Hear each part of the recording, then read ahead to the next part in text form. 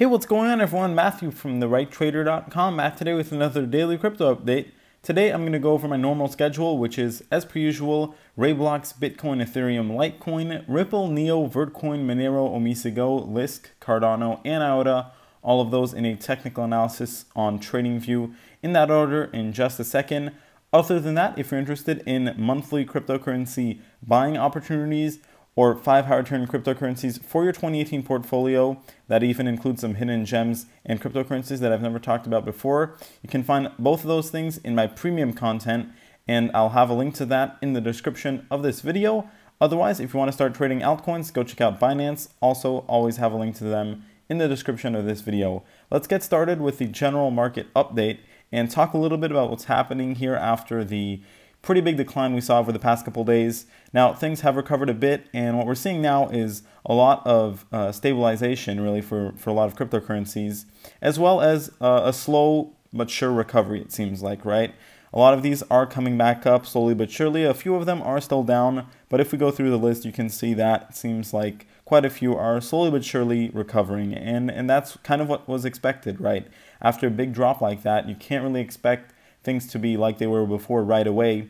And I'm going to say probably I expect this to continue, right? I think we're going to continue to see these slowly but surely climb up, maybe consolidate a little bit more, and do have to be careful though. If we start to lose, the bit that we have recovered, that could mean that we're going to go down further. But for now, I look towards Bitcoin to kind of predict that, right? And then see how Bitcoin is acting. If Bitcoin is recovering, usually the other cryptocurrencies here are tracking it, so it should also spread through the market where altcoins also do well as Bitcoin comes back. So let's take a look, starting with Roblox here for the technical analysis. And what's good is, we're still out of our downtrend. Now we have a little bit of maybe a short-term downtrend that created itself. Not anything to worry about really, because we have a little bit of a symmetrical triangle formation going on. And what we want to try to see is get back above this yellow and red moving average. In the short term, also want to see that in RSI get back towards that 70 level. Mainly though, we want to see the price get back above around that 170,000 Satoshis, maybe a little bit below that. Once we're able to break above 170,000 Satoshis and hold, that's really the big resistance level that we've put in over the past couple days, right? And that we've really had a lot of trouble to get above that. So if we're able to do that, I think that will be the first indication that we're really ready to move back up towards 200,000 Satoshis. And we'll just have to wait and see when that happens, but definitely that 170,000 Satoshi level is going to be key for Roblox. And we're now going to move over to Bitcoin, see how Bitcoin is doing. So it's actually moving back up slowly but surely. We have 3 consecutive green candlesticks here, all with lower lows, and it also formed a little bit of a short-term symmetrical triangle pattern there. Now, it looks like the MACD may be slowly but surely coming back up, hooking back up towards that orange line, and still looking decent on the histogram, uptrending slowly, also trying to break out of that downtrend on the RSI. So it's definitely trying. It still has a little bit of ways to go. Of course, a lot of resistance at $12,788. Once we break up that, we'll already be in much better standing, but we still have to see that happen. So if we fail to break above that, we're probably going to see it consolidate in this area a bit longer. For now, though, it does seem to be climbing back up slowly but surely, and hopefully that continues, right? Now let's go over to Ethereum. Take a look at what Ethereum has been doing. And it looks like Ethereum is kind of in a similar situation. Definitely put in a bit of a bottom here with this doji candlestick. Going to go ahead and zoom in a little bit more there. So definitely put in a bit of a bottom with that doji candlestick, and now coming back up. It looks like we have also broken out of the downtrend line that we put in after the big drop. That's a very good sign, and that probably means that it's ready to climb back up slowly but surely. That's what it's doing. Still want to see it get back above the middle band though. That's pretty important. That's at 1,096, and that's the brown line right here. So if we can get back above that, that'll be a very good indication that we're back in bullish territory, because that middle band actually carried the price throughout this whole uptrend, right? If you pay attention, that's where we were bouncing off of. So we do want to try to get back above that. And as for the indicators, still want to see the MACD and the histogram flatten out a bit more to get that crossover.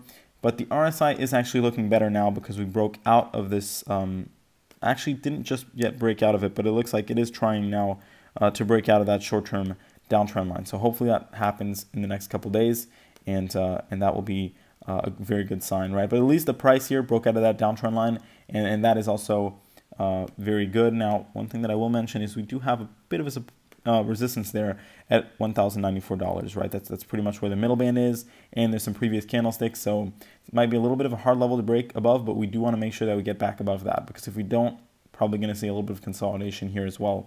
So let's take a look at Litecoin, see how it's been doing. And it looks like Litecoin has mostly been consolidating, right? Maybe going up very slightly, but mostly putting in some consolidation candlesticks, pretty flat candlesticks. And it looks like for the price, right? For the indicators, trying to flatten out a little bit there on the MACD. Same thing on the histogram. Histogram actually looks pretty decent. And for this RSI, we want to see it break out of the downtrend that it's been put in, right? Sorry, wrong indicator there. Let me go ahead and draw in that downtrend line on the RSI so you get an idea of what we want to see happen. And as you can see, right, it's moving towards it, right? It's probably going to try to break out of it. We want to see that happen. That'll be a very good sign. Probably that'll be combined with a move in the price higher, but still want to get back above $218. And unfortunately, there's a lot of resistance in this level. Even the downtrend line that's going to add resistance and the middle band. So quite a few things there. It's not going to be easy for Litecoin to come back up just yet. It may take a bit of time. And I would say just be aware of that, right? Let's take a look at Ripple now.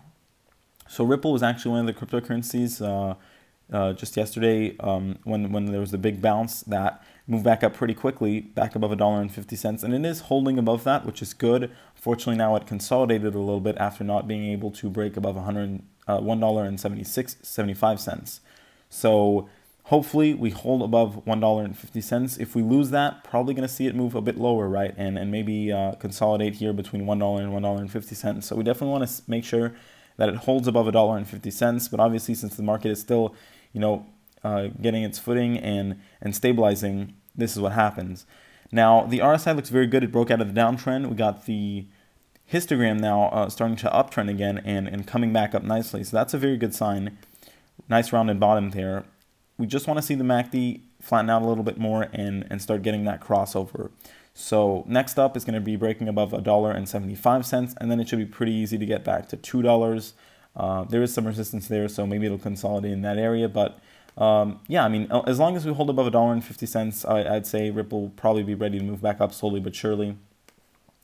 And like I said, most of the resistance there moving forward is going to be around $2. Now let's take a look at NEO and see how NEO has been doing throughout all of this. So NEO, kind of like Litecoin, it looks like, where it's not actually moving up that much, mostly consolidating now.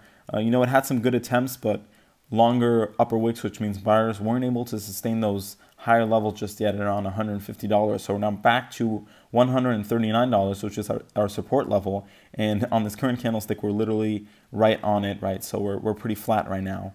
And it would be very good to hold that. It's not the end of the world if we move a bit lower, because we have quite a bit of uptrending support with the middle band at $121 and the uptrend line. So those are, of course, two very good things.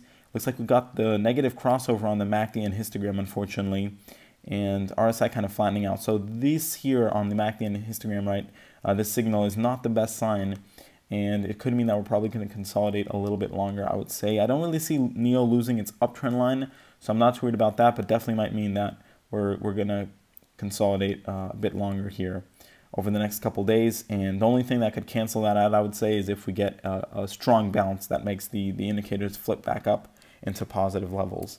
Let's take a look at Vertcoin and see how Vertcoin is doing. So let's take a look. Looks like Vertcoin is slowly but surely here coming back up towards $5. Really wants to get back and test that level. Looks like on the current candlestick, we actually tested $5.02. We do have decreasing buying volume though on these candlesticks, which could mean that it isn't ready to break above that just yet. And I would, I think that's definitely a possibility. We'll just have to wait and see though, right? Can't really make those type of calls, but about to cross over out of the downtrend, it looks like, on the RSI, which is actually going to be a very good sign. It did actually, wow. So Vertcoin actually did break out of the downtrend on the RSI, and that's a very good sign because it's been downtrending already for quite some time, and it's been acting pretty weak since even before we got the big drop, right? And the fact that it broke out of this downtrend finally is a very good sign, so hopefully that holds. Looks like that MACD is coming back up pretty quickly here, really hooking back over towards that orange line, so we may get a crossover there, which will be also a very good sign. And now the histogram, that's still negative, but uptrending slowly but surely here. So those are good signs. We're going to have to see how it acts around $5. Can we get back above that? If we do, we still have that downtrend line to break out of. So it's not going to be easy. But if Vertcoin manages, over the next 2 weeks, let's say, to break back above $5 and back out of the downtrend line, that's going to be a very good sign, which means that it might be ready to move back towards that $7 mark. So still have to wait and see, but it's definitely been acting better than it was for quite some time. And let's take a look at Monero now, see how Monero has been doing throughout all this drop. Usually one of the stronger cryptocurrencies. It does look like it's bouncing. I believe I made this call in my previous daily crypto update, where what we saw happen here with Monero, it looks like it found a lot of support near the lower Bollinger Band at around $300.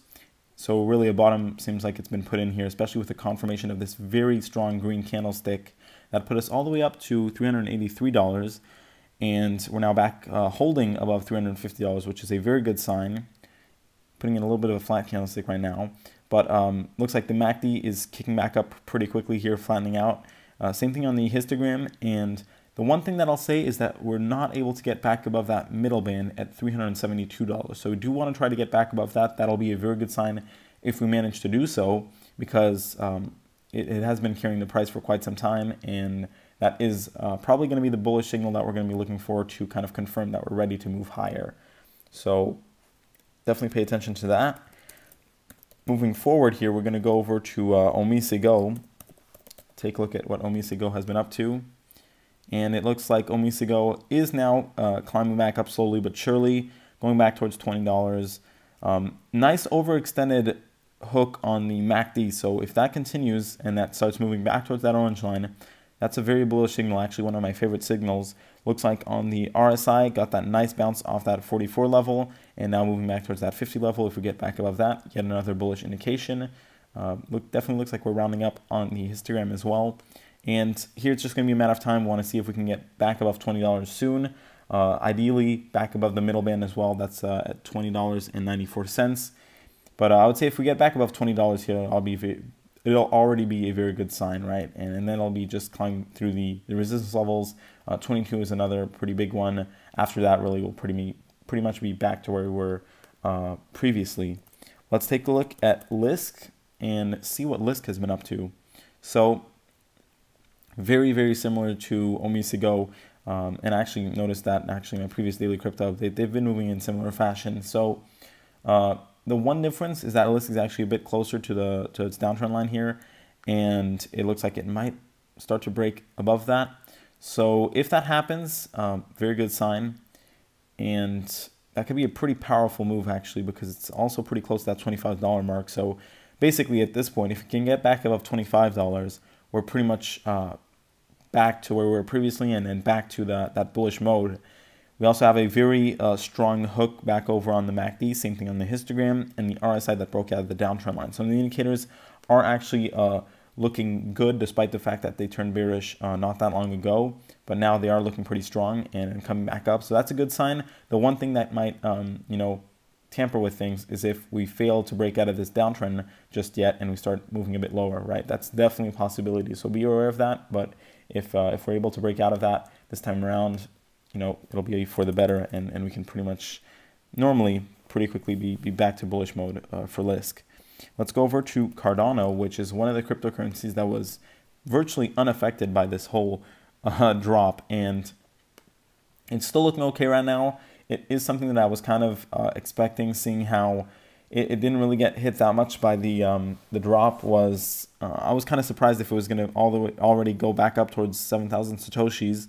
And it's not looking bad, so don't get me wrong, but the RSI broke out of the downtrend, still holding above that, so that's good.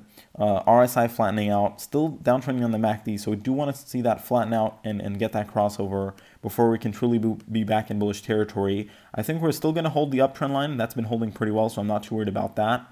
And really, there's two things right now to pay attention to. We have been struggling to really get back and hold above the middle band, so we do want to see that happen. That's the brown line right here. And the other thing is just going to be really getting back above 6,263 Satoshis, and honestly, getting back above 7,000 Satoshis would really be the true indication that we're ready to move back up towards the previous highs.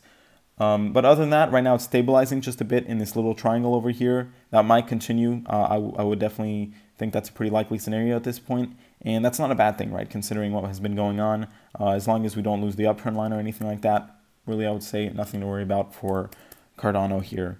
Let's take a look, and probably once the market is really ready to kick back up, if Cardano is able to hold like it has been, it'll probably move back up pretty quickly. So that's another thing to keep in mind. Let's take a look at the final cryptocurrency of the daily crypto update, which is IOTA. And IOTA is consolidating at around this $2.63 level. Looks like it is hooking back over slowly but surely on that MACD. Still has to get that crossover though.